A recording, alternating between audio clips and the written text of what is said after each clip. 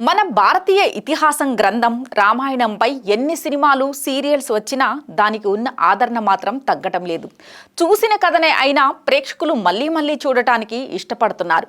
కథని చెప్పే విధానంలో ఒక్కొక్కరికి ఒక్కో శైలి ఉంటుంది. అందుకే రామాయణం ఇతిహాసానికి ఎన్నిసార్లు దృశ్య రూపం ఇచ్చినా ప్రేక్షకులు ఆదరిస్తూనే ఉన్నారు. ప్రస్తుతం నితీష్ తివారీ దర్శకత్వంలో హిందీలో రామాయణం 3 భాగాలుగా తెరకెక్కుతోంది. ఇప్పటికే రామాయణం పార్ట్ 1 షూటింగ్ కూడా మొదలు పెట్టేశారని తెలుస్తోంది. పాన్ ఇండియా రేంజ్లో వీలైనన్ని ఇండియన్ భాషల్లో ఈ చిత్రాన్ని ప్రేక్షకుల ముందుకు తీసుకొచ్చే ప్రయత్నం చేస్తున్నారు. ఈ చిత్రంలో శ్రీరాముడిగా రణబీర్ కపూర్, సీతాదేవిగా సాయి పల్లవి నటిస్తున్నారు. రావణుడిగా యష్ కనిపించబోతున్నాడు. ఇదిలా ఉంటే ఈ సినిమాకి సంబంధించిన కొన్ని ఇంట్రెస్టింగ్ పాయింట్స్ లీక్ అయ్యాయి. రామాయణంలో రణబీర్ కపూర్ శ్రీరాముడి పాత్రతో పాటు పరశురాముడిగా కూడా కనిపించబోతున్నాడట. 2 క్యారెక్టర్స్ మధ్యలో చాలా డిఫరెన్స్ని నితీష్ తివారీ చూపించబోతున్నాడని ప్రచారం జరుగుతోంది. అలాగే మూవీలో రావణుతో ఫైట్ చేసే గరుడ పక్షికి అమితాబ్ బచ్చన్ వాయిస్ ఓవర్ ఇవ్వనున్నారని తెలుస్తోంది. మొదటి పార్ట్లో సీతారాముల పుట్టుక, వివాహం, వనవాస ఘట్టాలతో పాటు రావణుడి ఎంట్రీ ఉండబోతుందట.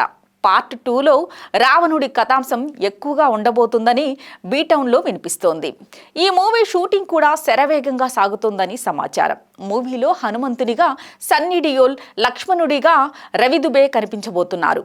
ముందుగా లక్ష్మణుడి పాత్ర కోసం నవీన్ పోలిశెట్టిని అనుకున్నా ఎందుకనో కుదరలేదంట. అలాగే శూర్పణఖ పాత్రలో రకుల్ ప్రీత్ సింగ్ నటిస్తోంది. సినిమాలో మ్యాక్సిమం మెయిన్ క్యారెక్టర్స్ అన్నింటికీ స్టార్ కాస్టింగ్ని తీసుకుంటున్నారట. రామాయణం పార్ట్ 1 2026లో ఆరంభంలో రిలీజ్ అవుతుందని తెలుస్తోంది. ఏది ఏమైనా ఈ సినిమాలో నితీష్ తివారీ కథని చాలా డీటెయిలింగ్గా చెప్పబోతున్నారని బీటౌన్లో చర్చించుకుంటున్నారు. మధు మంతెన, అల్లు అరవింద్ రామాయణం సిరీస్ని 500 కోట్లకు పైగా బడ్జెట్తో నిర్మిస్తున్నారు. ప్రస్తుతం టెక్నాలజీ, విజువల్స్ ఎఫెక్ట్స్కి సమర్థవంతంగా ఉపయోగించుకుని విజువల్ స్పెక్టులస్గా రామాయణం కథని నితీష్ తివారీ చెప్పబోతున్నారని తెలుస్తోంది. మూవీ షూటింగ్ శరవేగంగా సాగుతోందట. ఈ చిత్రంతో Sai Pallavi national wide craze రావడం గ్యారంటీ అనే మాట వినిపిస్తోంది.